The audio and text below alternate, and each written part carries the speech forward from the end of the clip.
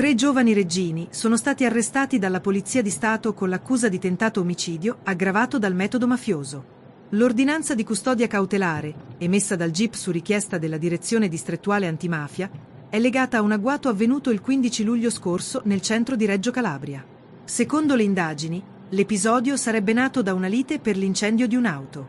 Il presunto responsabile, accusato di aver agito senza autorizzazione in una zona controllata dai 3 indagati, è stato prima aggredito con una mazza da baseball, poi colpito con 3 colpi di fucile all'addome e alle gambe. L'agguato, avvenuto nei pressi dell'abitazione degli arrestati, avrebbe avuto lo scopo di riaffermare il controllo territoriale, evocando l'influenza di una nota cosca della zona sud della città. La vittima ha subito l'amputazione totale della gamba destra. Uno degli arrestati era già detenuto per possesso di armi clandestine.